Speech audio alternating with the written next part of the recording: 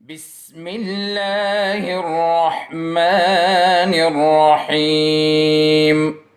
السلام علیکم ورحمۃ اللہ وبرکاتہ۔ کیسے ہو بچوں؟ ٹھیک ٹھاک ہو؟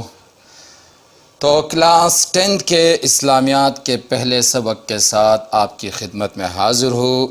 شروع کریں گے ہم سورہ احزاب سے، اس کے پہلے رکوع سے۔ تو سب سے پہلے سورہ احزاب کے متعلق 2-3 ضروری باتیں۔ ایک تو اس سورت کا نام ہے سورہ احزاب۔ احزاب کے معنی کیا ہے؟ اور پھر اس سورت کو سورہ احزاب کیوں کہا جاتا ہے؟ تو احزاب حزبن کی جمع ہے۔ احزاب حزبن کی جمع ہے۔ حزبن کے معنی ہے ایک گروہ، تو احزاب کے معنی ہوئے کئی گروہ۔ تو اس سورت کو اب سورہ احزاب کیوں کہا جاتا ہے؟ اس وجہ سے کہ اس سورت میں ایک غزوہ کا ذکر ہے جس غزوے کا نام تھا غزوہ احزاب۔ اس سورت میں اس غزوے کا تفصیل کے ساتھ تذکرہ ہے، اس وجہ سے اس سورت کا نام سورہ احزاب رکھا گیا۔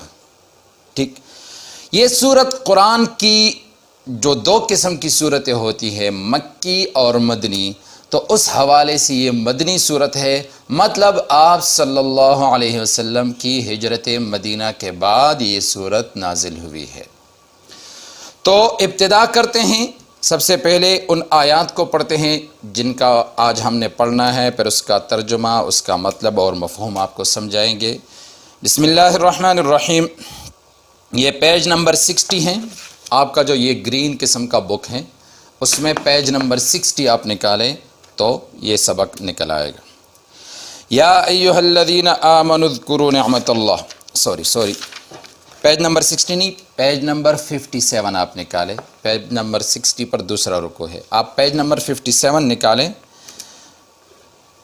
یا ایھا النبی اتق اللہ ولا تطع الکافرین والمنافقین ان اللہ کان علیما حکیما واتبع ما یوحی الیک من ربک ان اللہ کان بما تعملون خبیرا وتوکل علی اللہ وکفی باللہ وکیلا صدق اللہ العظیم۔ تو یہ سورہ احزاب کی پہلی 3 آیتیں ہم نے پڑھی ہے، آج ہم یہی 3 آیتیں پڑھیں گے، اس کا مطلب آپ کو سمجھائیں گے اور اس کا ترجمہ آپ کو سمجھائیں گے۔ بنیادی طور پر ان 3 آیات کا پس منظر کچھ یوں بیان کیا جاتا ہے کہ جس زمانے میں مسلمانوں اور قریش مکہ کے درمیان صلح حدیبیہ ہو گیا تھا، تو اسی زمانے میں ابو سفیان اور کچھ اور قریش مکہ کے سردار آپ صلی اللہ علیہ وسلم کی خدمت میں حاضر ہوئے۔ آپ صلی اللہ علیہ وسلم کے ساتھ صحابہ کرام بھی تھے، اور انہوں نے آپ صلی اللہ علیہ وسلم سے کہا کہ آپ اس طرح کرے کہ ہمارے جو بت ہے جن کو آپ نہیں مانتے، ان کی عبادت کو آپ نہیں مانتے، ان کو معبود نہیں مانتے، نہ مانیں، صرف ان کے بارے میں اتنا کہے کہ یہ بت قیامت کے دن اللہ کی دربار میں بندوں کی سفارش کر سکتے ہیں۔ بس صرف ان بتوں کے بارے میں یہ کہے تو ہمارے اور آپ کی لڑائی ختم، یہ دشمنی ختم ہو جائے گی۔ اب جب یہ بات انہوں نے کی تو جو 5 صحابہ کرام بیٹھے تھے وہ طیش میں آ گئے اور وہ اٹھ گئے ان کو مارنے کے لیے اور ان کو قتل کرنے کے لیے، لیکن آپ صلی اللہ علیہ وسلم نے ان کو روکا اور کہا کہ تمہیں پتہ ہونا چاہیے کہ ان لوگوں کے ساتھ ہمارا معاہدہ ہے، معاہدے کے ہوتے ہوئے تم ان پر حملہ نہیں کر سکتے، ان کو نہیں مار سکتے۔ خیر بیچ بچا ہو گیا، اللہ رب العالمین نے یہ 3 آیتیں نازل فرمائی۔ اس میں آپ اللہ رب العالمین نے مسلمانوں کو 4 باتوں کی تلقین فرمائی ہے، 4 باتوں کی تلقین فرمائی ہے۔ پہلی بات، اتق اللہ، اللہ سے ڈرو۔ کیا مطلب ہے اللہ سے ڈرو؟ مطلب یہ کہ جو تم لوگوں نے معاہدے کے ہوتے ہوئے کافروں کو اور ان جو سردار آئے ہیں ان کو قتل کرنے کا جو ارادہ کیا ہے معاہدے کے ہوتے ہوئے، تو ایسا نہ کرو، اللہ سے ڈرو، ایسا نہ کرو، کیونکہ معاہدے کے ہوتے ہوئے کسی کو قتل کرنا بہت بڑا گناہ ہے، لہٰذا اللہ سے ڈرو اور ایسا نہ کرو۔ یہ پہلی بات۔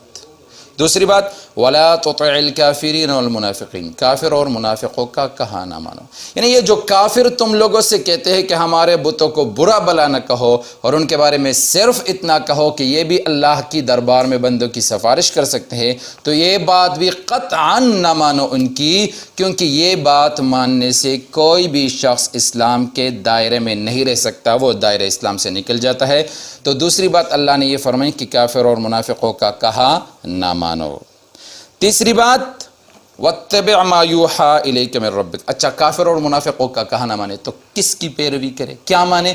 تو اللہ نے فرمایا میں نے وحی کے ذریعے جو قرآن تم لوگوں کو بھیجا ہے صرف اسی قرآن کا اتباع کرو، اسی قرآن کی پیروی کرو، اسی پر عمل کرو اور کسی کی نہ مانو. ٹھیک. اور چوتھی بات اللہ تعالیٰ نے فرمائی وَتَوَكَّلْ عَلَى اللَّهِ، اللہ پر بھروسہ رکھو. مطلب جو تیسری بات فرمائی کہ قرآن کا اتباع کرو، تو ظاہری بات ہے جب قرآن کا اتباع کرو گے تو تمہیں مشکلات سامنے آئے گی، لوگوں کی دشمنیاں تمہارے ساتھ ہو جائے گی، بڑے بڑے لوگ دنیا کے جابر اور ظالم لوگ تمہارے مخالف بن جائیں گے، تمہیں تکلیف پہنچانے کی کوشش کریں گے. تو ایسی حالات میں پھر صرف اللہ کی ذات پر بھروسہ رکھو، اللہ رب العالمین تمہارے لیے کافی ہو جائیں گے. ان چار باتوں کی تلقین اللہ رب العالمین نے فرمائی ہے ان 3 آیات میں مسلمانوں کو. آپ ذرا ایک پیج آگے نکالیں، پیج نمبر 59. اس میں جو اس رکوع کا جو مشق ہے اس کا جو پہلا سوال آپ لوگ دیکھیں، سبق کی ابتدا میں رسول اللہ صلی اللہ علیہ وسلم کو کن باتوں کی تلقین کی گئی ہے؟ تو جو میں نے آپ کو پڑھایا وہ اسی سوال کا جواب تھا. ان 4 باتوں کی تلقین کی گئی ہے: اللہ سے ڈرو، کافر اور منافقوں کا کہا نہ مانو، صرف قرآن کا اتباع کرو اور اللہ کی ذات پر بھروسہ رکھو. یہ آج کی 3 آیات کا مطلب ہوا. آگے اب ان 3 آیات کا ہم ترجمہ پڑھیں گے. یا ایہا النبی، اے نبی صلی اللہ علیہ وسلم، اتق اللہ، اللہ سے ڈرو، ولا تطع الکافرین والمنافقین، ولا تطع اور کہا نہ مانو، الکافرین کافروں کا، والمنافقین اور منافقوں کا. ان اللہ بے شک اللہ کان ہے علیماً جاننے والا، حکیماً حکمت والا. واتبع اور پیروی کر ما اس کتاب کی، یوحیٰ الیک جس کی وحی کی جاتی ہے تمہاری طرف، من ربک آپ کے رب کی طرف سے. دوبارہ سنو، واتبع اور پیروی کر ما اس کتاب کی، یوحیٰ الیک جس کی وحی کی جاتی ہے آپ کی طرف، من ربک آپ کے رب کی طرف سے. ان اللہ بے شک اللہ کان ہے، بما ان کاموں پر، تعملون جو تم کرتے ہو، خبیراً خبردار. اور یہ چوتھی بات وتوکل اور بھروسہ رکھ، علی اللہ اللہ پر، وکفیٰ باللہ اور کافی ہے اللہ، وکیلاً کارساز. وآخر دعوانا ان الحمد للہ رب العالمین. اللهم انفعنا بما علمتنا وعلمنا ما ينفعنا وزدنا علما.